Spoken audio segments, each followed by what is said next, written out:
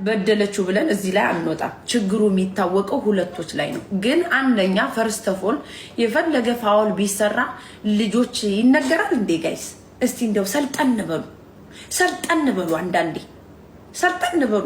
አሁን እኔ የፈለገ ነገር ቢያደርገኝ እኔ ለልጆቼ ይናገራሉ እንዴ? በዚህ ሰዓት ቤቱን ሊሸጠው ነው አባት ብዬ ይነገራል እንዴ ጋይስ? መጀመሪያ ሲጀመር ልክ እንደዛ ልጅቱ ልክ እንደ ባል እንደሚስት ቁማ እያወራችሁ ከአባቱ ጋር ምንም ቢሆን እኮ ወልዷል ይሄ ሰው እያደረግ እንዴ? ትክክለኛ ስትፈርጅ እያንዳንድሽ በትክክለኛው ነው መፍረድ ያለብሽ። በትክክለኛው መሸጥ የለበትም አንድ ድሬው ዛውቆች በላል አስገባ መሸጥ ቤቱ የለበትም። ቢኮዝ አዘኝ ኦፍ ዘ ዴይ ለልጆች ይሆናል የሚለው ነገር ይቀጥላል። ግን የሰው ልጅ ደግሞ ያው ባለው ነገር ካልተስማማ ሊካፈል ይችላል። ዳሲት መጀመሪያ አንድ ሰው ለልጆቹ ሲያስብ አይወጣም ከቤት አይወጣም። ግን ካልተስማማ የሰው ልጅ ሊለያይ ይችላል። ይሄ ሰው ቸግሮትም ሊሆን ይችላል አይታወቅም። ከሸጠው ልጅና ቤትን ምን አገናኘው ጋይስ? ምንድን ነው የሚያገናኘው ልጅና ቤትን? እና በገዛ ቤቱ የማንም ጎረምሳ መጥቶ ይዋኝበት እንዴ ጋይስ? ስትፈርድ ሁለትን በትክክል ነው መፍረድ ያለብህ። ፈርስት ኦፍ ኦል የሷ ፋውል ነው። እኔ ፈለገ ምስቴክ ቢሰራብኝ ለልጆቼ እናገራለሁ እንዴ ጋይስ? ምን አይነት ስልጣኔ ነው?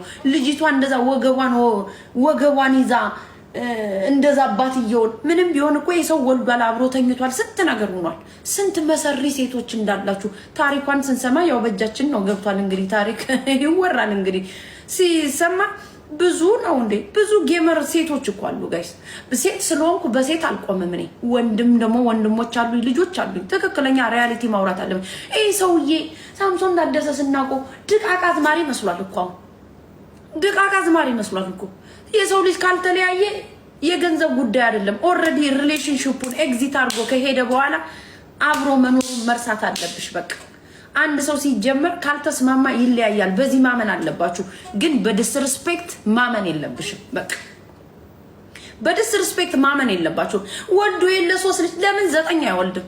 ካልተስማማሽ ይለያያል። እና የማንንም ወንበዴ ያመጣሽ ስዳንሽ ሊያይሽ ነው እንዴ ቤት ውስጥ? ምንድነው የምታወሩት? ትክክለኛ ወሬ ነው። ሴት ስለሆንሽ በሴት መቆም የለብሽም። ፍርድ መፍረድ አለበት። አሁን ነው ያሰበው። ኦኬ ሮጠ ወይ ቸኮለ ለሚለው ትንሽ ብሬክ ልንዝላት እንችላለን ለሷ። ከዛ ውጭ እናንተ የምታወሩት ናፈከኝ ባሌ ብላ ራቁቱን ፎቶ ይዛ ለሰው ሰጣ።